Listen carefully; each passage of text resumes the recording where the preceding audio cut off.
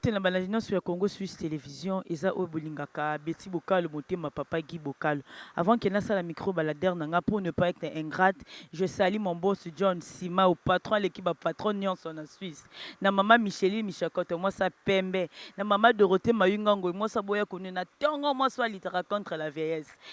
Bon, message na biso lelo eza que Pasteur Kabundi Walesa apesaki prophétie na mokonzi ya mboka eke dans 2 heures akozala assassiné. Est-ce que prophétie wana eza ya solo to ya lokuta bolanda? Bonjour ndeko. Bonjour maman. Est-ce que nakoyeba kombo no? Nakomona nga Chansar. Chanceur ndizabi bien que olandaki message au pasteur Kabundi Walesa apesaki na mokonzi ya mboka ke dans 2 heures ozala assassiné. Est-ce que prophétie wana eza ya solo to ya lokuta to est-ce que mosala nzamba ko sa prophétie bongo? Est-ce que eza ya solo to eza ya lokuta est-ce que ko limbola biso? Bon maman, biso pe tolandaki yango mponga landaki yango à partir ya ba chaîne pe ya télévision. Mais na ne biso tolandelaki yango na ndenge ye alobelaki yango bakoloba ngo bongo te. Na ebite année passée ezaki pe kana bango ba pasteur balotelaka président oyo autokende ndoto. Tango yo oloteli ube prophétie ya ninga wana ye. Jamais koleka ngo tina nini na tefo bandolo bango bakendaka koluka ye moko mutu oyo aza comme numéro 1 okeyo lukie po ayamba mutu nyonso. Il faut que kutana oyebisa ye boye bino mibale en tête. Non que monsieur le président Salakeba tala on tamba la Singapour na yo boye na boye na boye. Yo yebisi mutu bongo te okeyimba moko kolobe yango na ba chaîne ya ba télévision. Parce que ba mono na ba mono pe en tant que président de la République po ye aza mutu mukete aza mutu munene quand même na mboka. Bongo sko dans 2 ans na ya lobi soki pe salami. Au moins te que vi na ye ozala na pas ou bien vi na ye a perturber blo na ye biele parce que wa sali wana vraiment en tout cas ils ont raté. Merci de conscience pour la vie. Est-ce que papa est bon? Bon. Papa Oui, ça va, oui, salut, oui, salut. Nga iso na ko bakisa quelque chose. Tant que maître mécanicien, maître Tchenchi reconnu ici au Kasavubu, na koki koloba ke en tout cas ngai naza d'accord te to naza vraiment na sengote koyoka un grand pasteur ya mboka na biso lokola pasteur Kabundu Walesa aspect sa information moko bongo où il fallait à ça lango peut-être particulièrement entre yena la personne où il faut à passer message mais à passer en haut comme ça na comment je vais dire na misu ya batu nyonso bwe na mato ya batu nyonso et pourtant mutu o azolobela likambo wana c'est une grande personnalité, il est les constitutions de notre pays, c'est lui le représentant, les garants de la nation. Et alors, problème na ye kozala te bongo banal lokola likambo moko boye to rumeur moko boye nde tolobaka na ba musicien to bata théâtre. Non, il fallait bakuta na bango mibale en huis clos bange basolola yango soki ke non président aboyaki koyamba ye nde akoki kotia yango à la portée ya batu nyonso po peut-être batu mosusu bakoki kointerpeller mais cependant là pe notre président azo boya na ye pe batu te azoyamba batu nyonso mais notre pasteur, les grands pasteurs Kabundouale, ça aucun que ça bon côté. Dernièrement, l'un d'autres pasteurs a outepe koloba prophétie moko ya bongo. Ba bengisa ki na Brazzaville, akendaki po akende kola musa mutu moko boye kuna na Brazzaville, ma kendaki te simba kite omoni te ke nde toloba bo cependant a purgé en prison. Et maintenant de tels pareils sopé salamisko pa na et qu'après 2 ans ma prophétie na ye eza réalisé te sikoyo toloba nini wana ekomi baventure to wana ekomi kofingisa kombo to ministère ya nzambe. Bon mpo na ngai namoni ya mabe te mais façon nde apasele message yango na façon apeseli information yango eza mpena dini te mpona les présidents, les garants de notre nation, la République démocratique du Congo, qui est le monsieur Félix Tshilombo Antoine. C'est tout ce que je voulais dire et je pourrais dire tant que maître Tchenchi.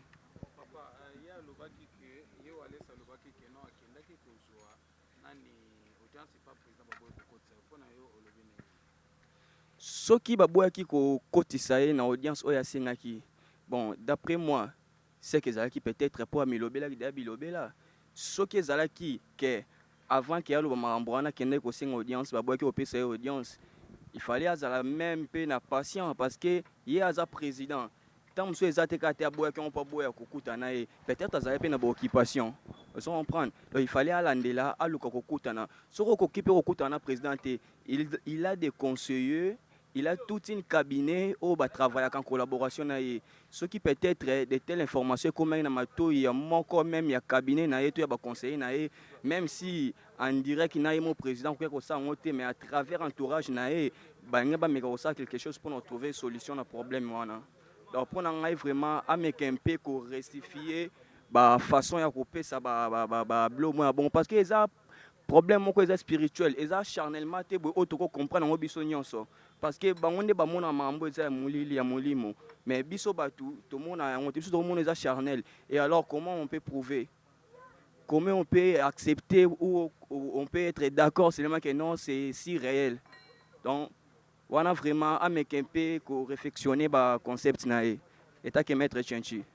Merci maître Tchenchi. Vi na ngai mpona makambo ya paster Kabundi Walesa bon nga naomona yango eza na normal ye azani aswanaka na bedingo ye ye akomisango nde mwa comédie moko boye chef de l'état aza moninga na ye te d'abord ye aza paster président de la république aza motu monene aza moninga na biso te fo totosa ye bavanti wana faso edingo ye basala baje wana bazosalaka wana po biso toza jara bato baki na république oyo uti oleka te totiki asala sentiment na mais so abandeli tour oyo akokende na makala oyo nyonso ye la chef de l'état eza na mutu na ye so ye azoprépare makambo ya mabe na bato ya mabe akeba po toya kokanga mpe église yango likolo ekoya te état de droit wana mpe tokochangela yango mpe face asala bagene aluka bedingo ye basala baje baweka basala nde bande kosala na bango atika président de la république aza mutu monene so azokoka te ayeko azwa su garde corps mo pa jibe mpiana abakisa ye na nsima na ye batambolaka oyo na ngai naloba ngwana paster Kabundi Walesa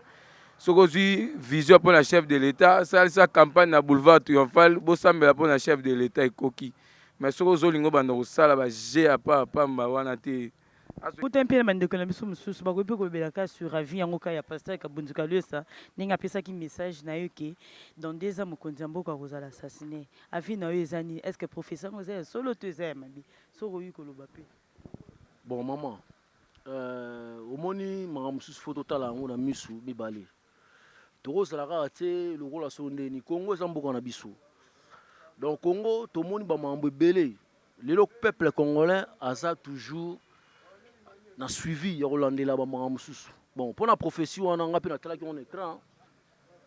yango na écran namonaki par rapport ndenge paster alobaki bon natrouvaki yango normal omona kati ya Congo lelo toza na badomaine tout bapaster baali bato ya ndenge na ndenge baali na kati ya mboko donc biso toya bato ndeti nga domaine na ngai ya chauffeur mécanicien paster Kabundi Walesa akolala nzambe alakisi ye nzambe alakisi ye ke non prophétie boye donc ekozala nango bien ndenge alobi na écran eza nango bien mais mpo na biso tomoni yango mabe mpo na nini il fallait que eza makambo ya politique ya na makambo ebele il fallait que asala tout akutana na bato baza tout en tour na ye asolana na bango après aluki lisusu audience na mokonzi ya mboka akutani entre bango mibale basololi nano ezala en cachette ke non ezala ke non ndenge alobaki ngo na écran parce que na écran ntango alobi bongo eza lokwa ti monde entier parce que balandaka makambo na bachaîne partout au monde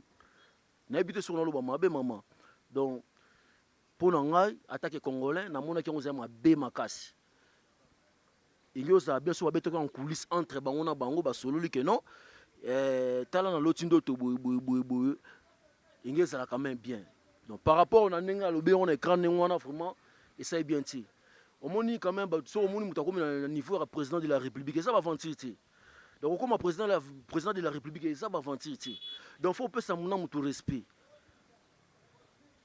donc ndenge alobaki wana agafaki mabe par rapport aza ne paster tokomanke basala nzambe te mais il fallait kaloba ngo na ndenge wana te na ndenge wana alobaki wana esali mabe makasi donc esopi mabe parfois alobaki ne mambo bien mais na ndenge ke abetaki yango mama main libre batutu banini ebimi sikoyo désart à la prochaine ntango mosu akolala loti lisu ndoto mosusu amema wana bandenge wana te esala mabe amema wana ndenge mwa calme parce que makambo na biso ya Congo awa jamais tokolingaka batutu bayebaka yango ozo comprendre yaka na Congo te bapaster baali partout eza mpe na bapaster mosusu bamona mpe barévélation mpona baprésident na bango ya mboka mais nsango koma te na kini ke non pasteur moko intel lem so ya Nigeria be na mboka boye alobi lem so problème à président mbala moko boye non des fois ça na biso ba congolais yango na mboka na biso tozolinga ko bomba ngoti tozolinga tongo yeka mamo pango beti mbala moko batutu ba ebi eza ba gaffe donc ya loba mingi ça te l'instruire bien attaque congolais ya moni ke na PC le pasteur olobaki no bien même mbala sima hein to ça bandimi biso to bandimi jamais to boya basala nzambe oya boya musala nzambe c'est comme on nzambe ti donc biso tout ba nzambe parce que to koli nzamba ba tele biso to komi na ba jour et ça va aventure te donc tant bo terre biso pe le banzambe il faut bosa na ba méfiance so to kotala bien maman nakata et le moi muke improvisation to kotala moi le Jésus Christ l'otaille à l'otaille batu abandoko le katene be kramba mo ka pesi ntango malgré ba tawana ba caméra ça la quitté mais ba ça qui na ba moyen na ba communication pesa pe communication mais bando za en coulisses pa ba yekoli pona ni nzamba za ki na ba porte na yi akobeta ntango pa na bango ba meme no ninga évangile liloba et ça pe le roi so mon qui président ba beto na ninga set ayina batu na ye président pe na batu neta président na lotaki boyeboye et pesi pe président mayele to sa ndeni to sala bo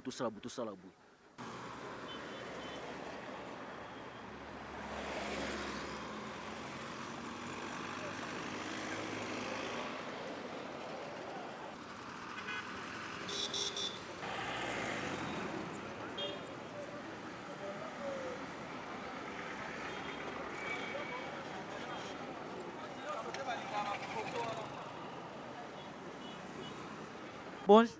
Bonjour. Est-ce que quand le Belabiso a vu sur Pasteur Kabundiwale, j'espère que Pasteur Kabundiwale ça.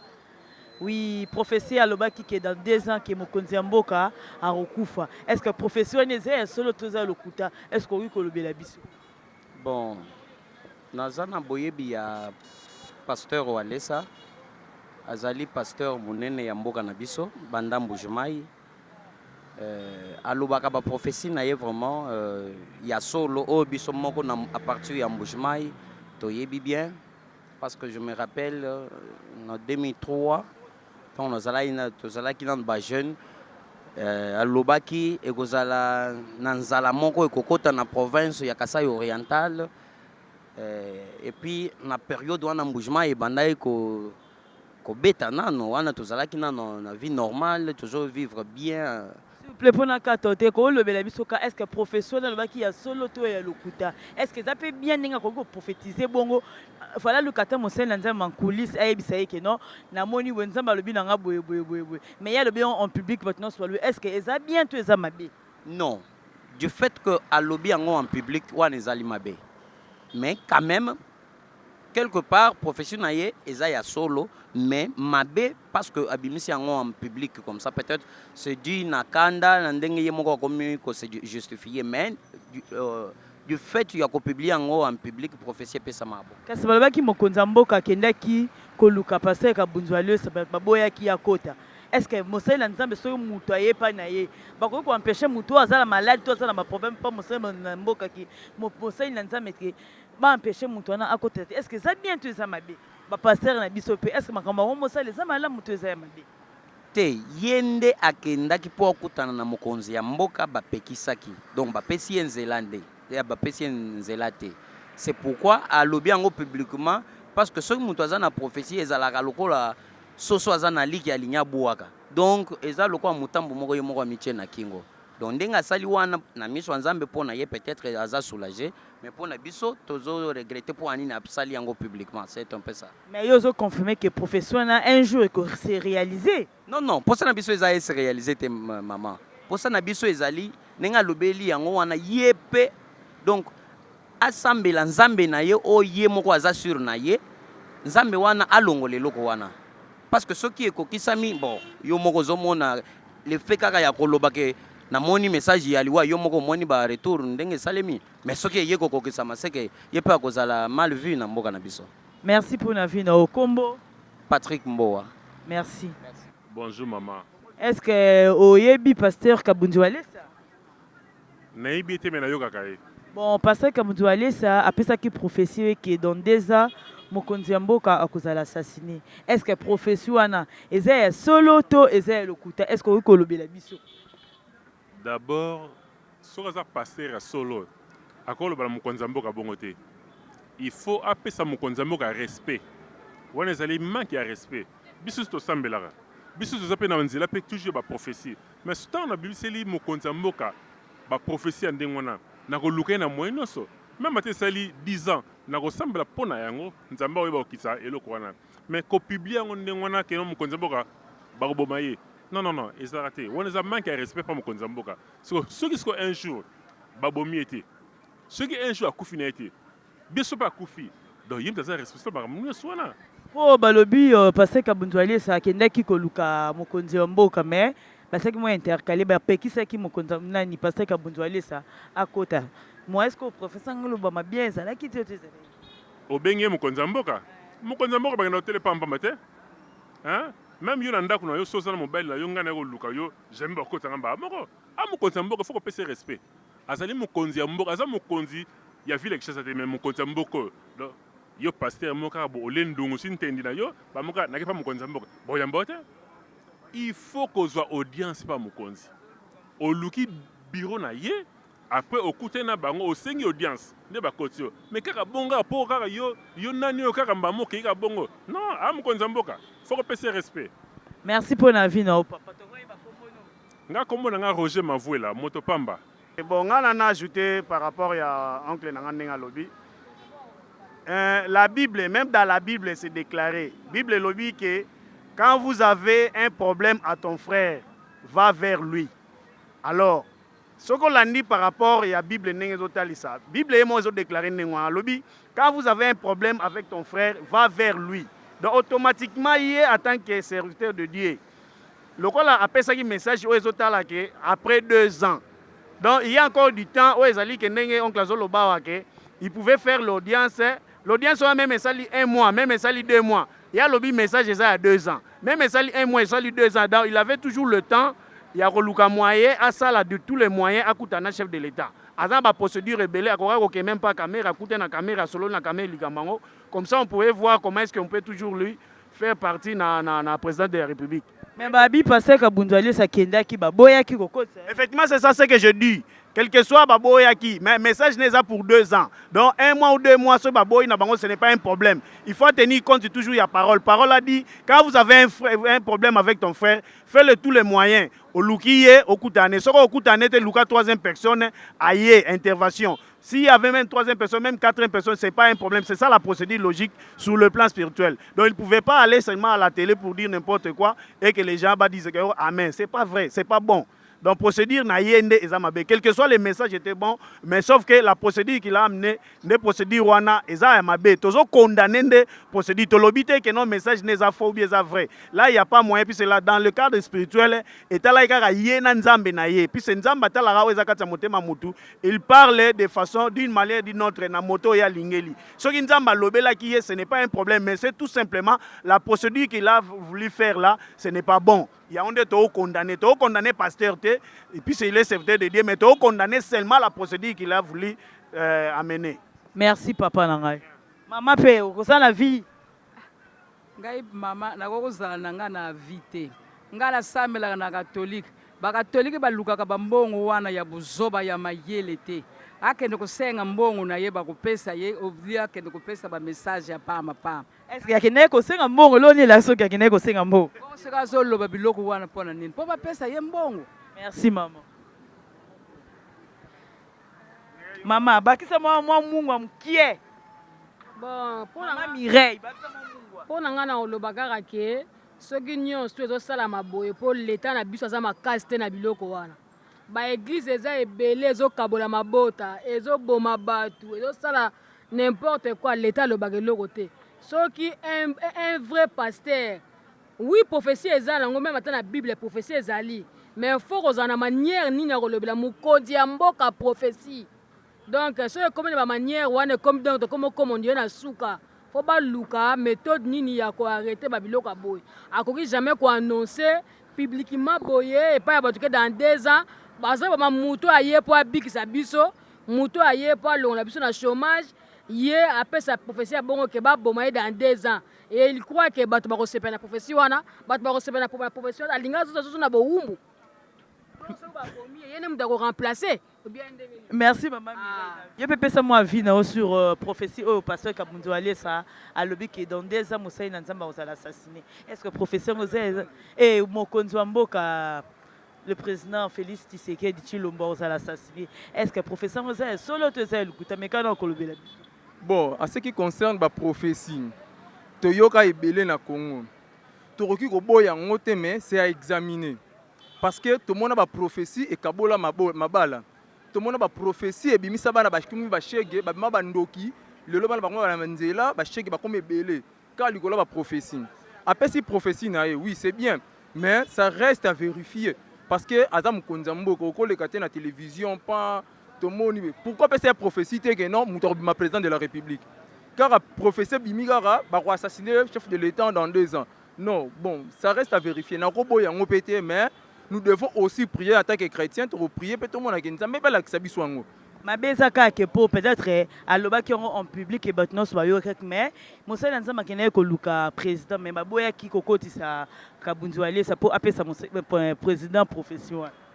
Bon, il a fallu aluka ba procédure msonga sala pour akuta na chef de l'État qui koya ko lobango na télévision. Bon to comme déjà habitué na ba spectacle wana. Oh intel a lobby boy pour batu ba yebele l'église na intel a sali boy pour batu ba l'église to lembi ba spectacle na ba professeur lokuté comme ebele to zo yebate ya solo eza wapi na ya nini ya lokuta pe eza wapi et comme ko embrouiller biso mitu ya on to senga na pasteur Kabundu Alesa si réellement Nzamba yebisaki yo tu ne pouvais pas passer à la télé au gang en autour. Tu allais d'abord chercher les chefs de l'État. Parce que prophéties ont concerné les chefs de l'État.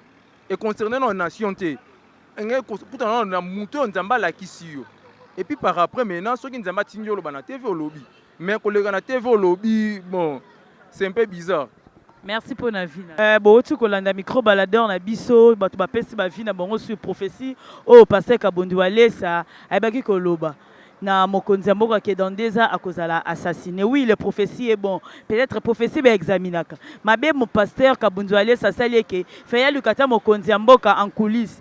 Mais à le bien en public, nzambe ka sa la grâce que mawana ezala kaka prophétie na ekokisamate. Pour na reclôturer micro baladeur na ngai na kopesa famille ngoi mobimba mbote.